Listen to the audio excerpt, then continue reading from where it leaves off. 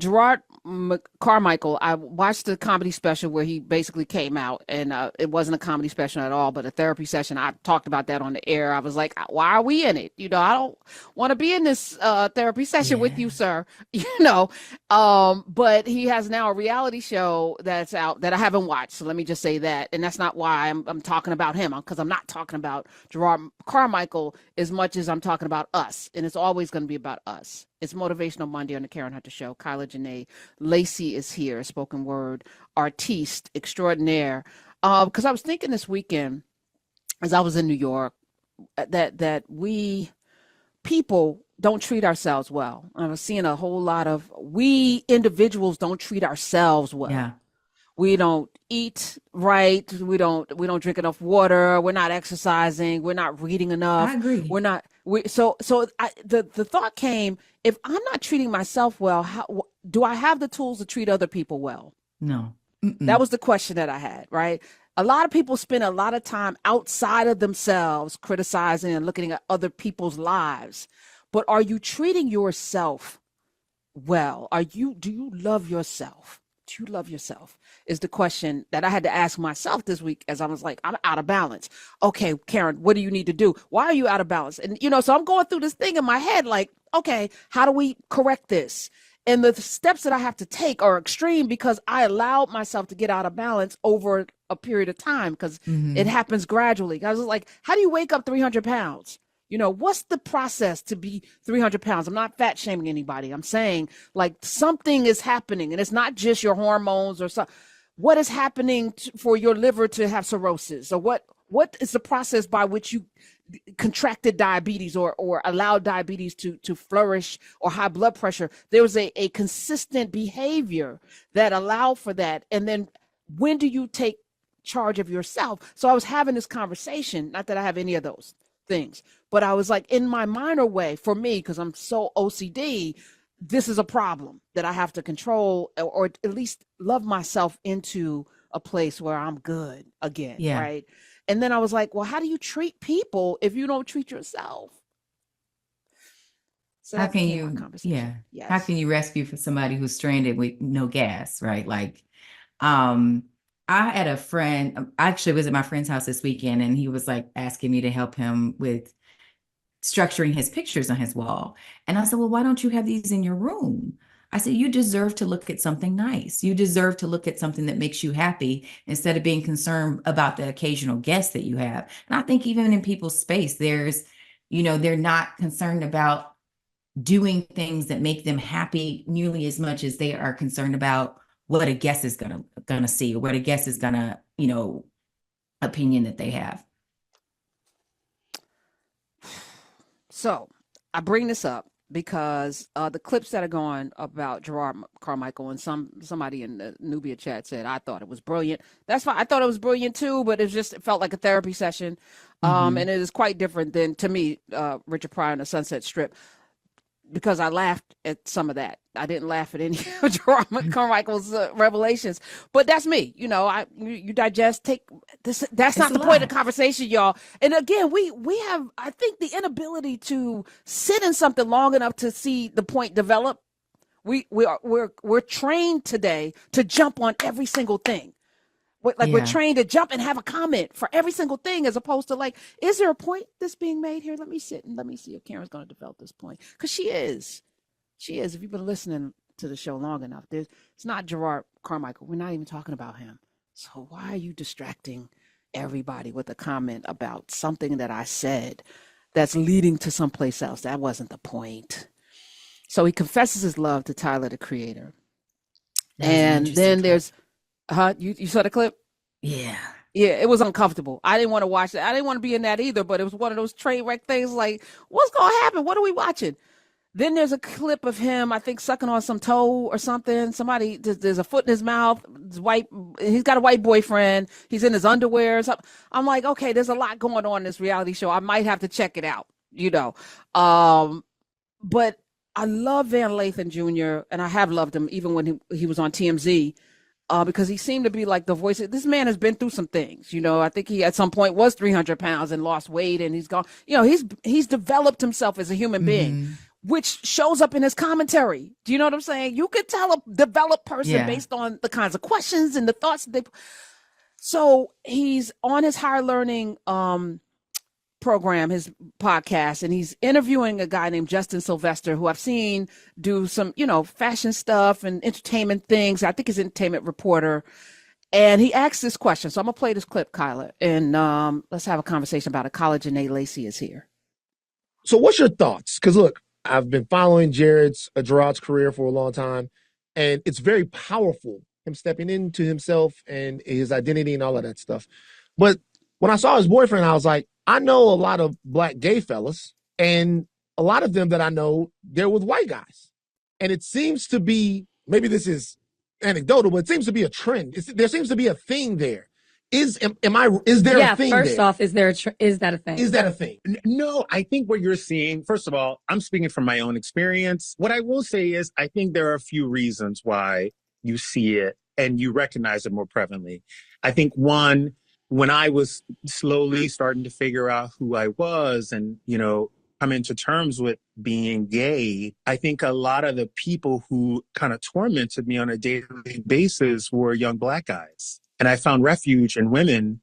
And that's why you see a lot of gay, straight women alliances, because when you're going through figuring out who you are, who you like, who you love, a lot of times your peers are the ones that, drug you through the dirt for who you were. Looking at some of my uncles who said, some very off-color things, not even knowing that the bigotry behind them or that they were saying it to somebody who was hiding that secret here. A lot of times I didn't think I could ever get love from a Black man until I got older, because, the love that I was supposed to get from my friends and from my dad or from my uncles or from anyone, the people around me, it just wasn't there. So a lot of times you have to go through this journey of not only finding love with other Black men, but also finding love within yourself. You don't even realize how much rebuilding you have to do as a gay man. I think another thing that kind of sort of happens, and you notice it a lot in Hollywood, when I got to a bigger city and realized that people are freer and they're dating and they are experimenting, and this free love thing kind of happened to me in West Hollywood, and people were dating outside of their race. You're like, oh my God, this is phenomenal. So you're just being exposed to other cultures and other people. And a lot of times people don't even realize that they are only clocking you. I never considered, I had the same question that Van had, like, what is up with all of these brothers, like when I think of Don Lemon and his wealth now, like that's going to be left to a white man, if you pass, so that's building the wealth. Like that's how I think about things, by the way, it's like, who's the wealth being left to, it's like, oh my God. Mm-hmm. But when he said that, it was like light bulb, because I'm like, of course. And it says something about our community that you couldn't find, a space to not be traumatized among Black people, Black men. Yeah. You couldn't find love among us to be accepted even. And if your first experience in even being labeled that is traumatic and it's at the hands or the vocal cords of a Black man, why would you? How could you? And so there's a larger question here, is like, and then Black women, of course, are going to accept you. So you see a lot of so there's an accusation going on, it's Black women's fault that there's so many gay men or something, and I'm like, if you're going to leave space, yes, I saw that somewhere. It was like, it's you Black women, you're the reason. And I'm like, if allowing for people to be themselves around you is a problem, I think we have something greater to deal with and contend with in our community. And why do you feel so uncomfortable if you're not gay around a gay person? If you're not gay, why does that bother you so much? Why can't they live their lives? It's so confusing. I think people recognize the oppression that gay people face without acknowledging the oppression that gay people face. Like, that's the paradigm, right? Like, they acknowledge that they're treated differently or worse, but they don't acknowledge that that's an active form of oppression. But also, I feel like, when you talk about if their first experience of love and wanting to be accepted is from a Black man, right? But as a Black woman, my first encounters with misogynoir were from little Black boys. And I don't have that sentiment. Like as much as the people may not think this, like I do love Black men, and that's my preference, right? So I can't say that just because of something, that trauma, that has completely turned me off to the same community that I'm a part of. So are Black women more willing to overlook the and does it say something about men and women? Because men ain't having it. Oh, okay. Yeah. You rejected me. Okay, F you. I'm over here now where I'm Yeah. accepted. We're having a conversation today. It's not about being homosexual. It's not even about race as much as it is about the communities that we are in. How do we accept people? How do we love people? And what harm are we doing? Are we pushing them to not even explore all facets of themselves? Because I don't even know, preference is a thing, right? People have preferences for, mustard over ketchup on hot dogs. We all have preferences, right? This is not even about that. It's about, if your preference is rooted in trauma because you have been harmed, what does that say about us, and what do we do? Kyla Janae Lacey is here. She's a writer, spoken word artist. Of course, the hub.news is where you can find some of her musings. Thank you for sticking around. You are muted. Thank you for having me. Okay. I had to my cats were in the background. But no, I think that there's like an important conversation about, are you using your trauma as an excuse, right? Because if you can't tell me that you weren't affected by racism, right? So is it only that's what you attach to your gayness is Black men, right? And that's different, but you can't say that you haven't been affected by racism. And for me, I prefer Black men simply, not simply because there are a lot of reasons, but one of the reasons is because I don't want to have to explain to my partner sexism and racism. I don't want to have to tell you both of those because they're both already exhausting. So when I come home and I decompress, I at least want somebody to understand half of what I'm going through. Do you think, though, it's a power thing? Proximity to power? Sure, absolutely. All the time. Okay. I think that even feeds into what we think about. And again, it's not about gay or straight, right? But I think that there is a dynamic that does come into play when we think about power, when it comes to men having sex versus it comes to women having sex with each other. I had a friend tell me, they said, straight people only consider it sex if there's a penis involved.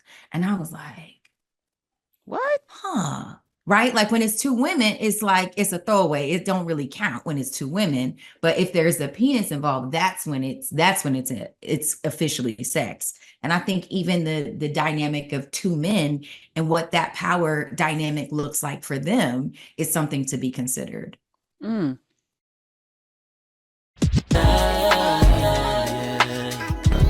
want to say yes. Need you to do more and say less. I want to say yes. Need you to do more and say less. I thought you knew that.